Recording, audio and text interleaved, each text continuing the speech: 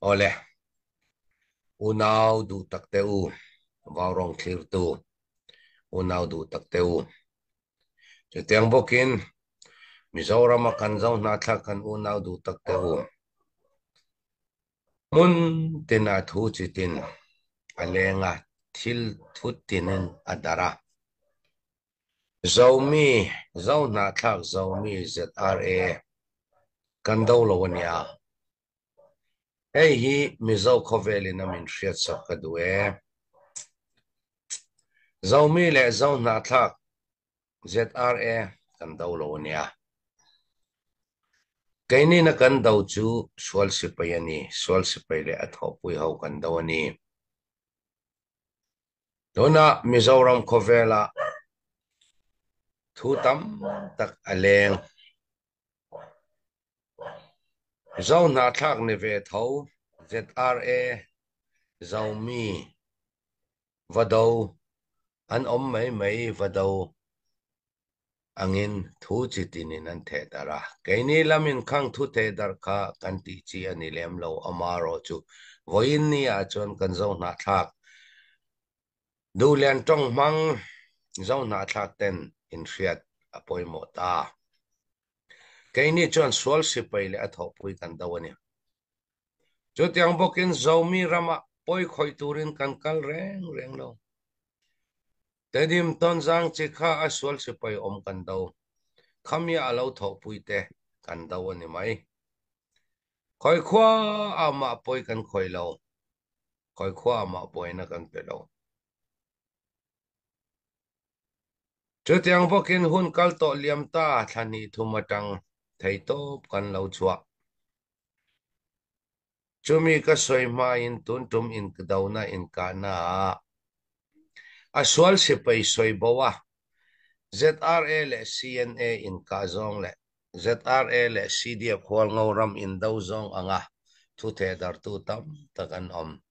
Chinland Council Chinland Government noya Chin Army in kan mel ma swal sipai kan dawani kan daw hlotlin ang bokin point niya tonzang chikha nak zang khang zong zong atang kan swal sipai kan chuak to chu tiang bokin heng kan bultan main hun tam tak kan peto abik takin Mizoram kan unaw tem hriat tur chuan mani zau na thlang le zau na thlang in ka kan dulo swal sipai kan daw do na khongai takin min lo in thiar film san ro amo kong laka min lo ti boy lo ram turin ti in chitin nin ma kan la an mi chan na chu chaw leng le dar kha in kara min lo kap le a chu chu ni mai tun tum operation bull kan tana operation bull kan tan khan group ni in kan chuaka a group ni na a group khat na hi kan tum mun kan thlen na tur in kara ZRA in voi nga min lo lampun ani ZRA le sol sipai tang tangin nun na to fang kan seng ani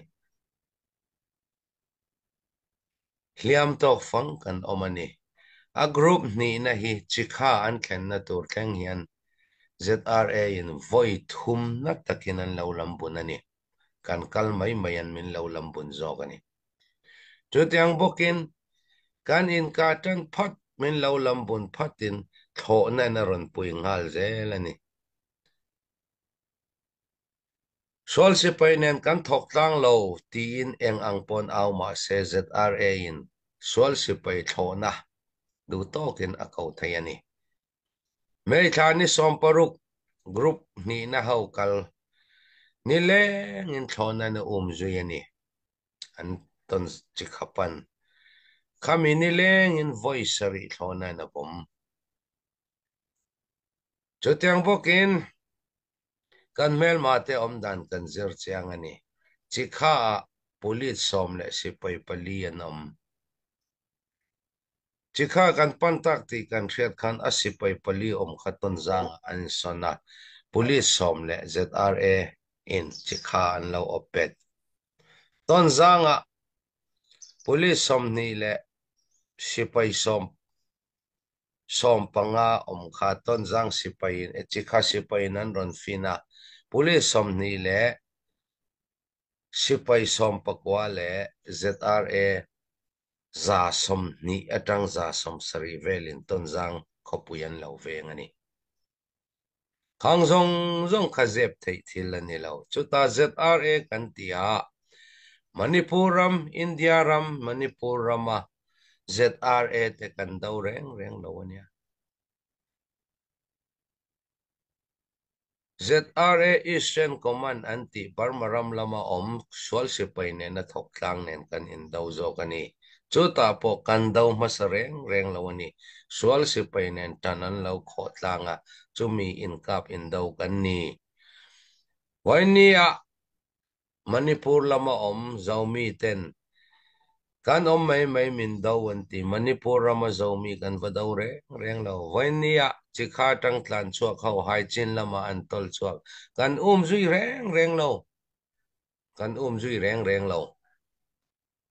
an tlan chuak an mai Manipur lam ZRA kan tel lo eng ang pon ti ma ula molum lama min lau bulambun na thi phil le tui thang in kara ninga nuwa ruangan mu mi ka Manipur lam ka khochuak ngai ani Jotiang bokin social media a informal pau media informal pau kan du lo ton zanga ZRAEC Eastern Command Huay tu lian tak pakhat kan man telania eng ang po in swal sipay nen kan tang lo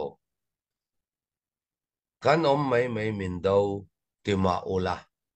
zawram mi puiten min siat pui turin heta tang kangen chewani swal sipay daw tura kan kalkonga group khale group ni avain voi riat min lo lampunani nun na tok fang kan sengani anni ti boy turin kan kal reng lo swal sipay le athok pui daw turin kan kal swal sipay le athok pui anni wanga in daw ta kan ni ti kha heta tang kan soi thei tok ni se chu tiang bokin an in soi fiana samthum chuang kan ding to anti adike voin ni thlengin ZRA in Burma Sol Sipay an daw kan rengai lo Eastern Command ho chuan an daw loin an tho pui sang ni le som ni pakata ri kema Sol Sipay nen an in bia sang ni le som ni pania mongwa namaka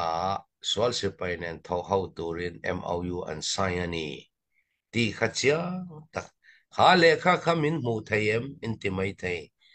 kha le kha mu tur chu kan nei lo we voin ni a ZRA Eastern Command hi ration silai eng kim hlo thlengin swal sipay na pe kan ni eng chevel kem reng a swal sipay kema ZRA Eastern Command tel lo na huna om lo an tel nge an om nge ani Don matil kalta he revolution ran bultana mi pui sipay te ZRA na aswa sama an kem te ati chia te zong kan soi lawang swal sipay lam tangin kaini CDF wal ngawram ngay pon kantong thinglay khwa kan naw pa aluvunan lipsak athilaw voin ni adam chuang le thinglay khwa vek ram tuilay lawan soi sa voin ni theng na thok thai law khum ram tuilay lawa achwa kani ding thai lawina omani khang zong ka swal sipay tan thokan ni cho tiang bokin thona kan daw kan lawa kan daw ngam law kan ni aya taman ni wangin kan daw lawa kan thok pui law tiang chi an thok pui sia hi evident tam tak kan na yani ngoi lam kan chu le zau na thak le zau na thak boy na om lawang ngoi lam kan chu law kan soi fau chuan khang evident zong kha khovel khriata kan phau chua kang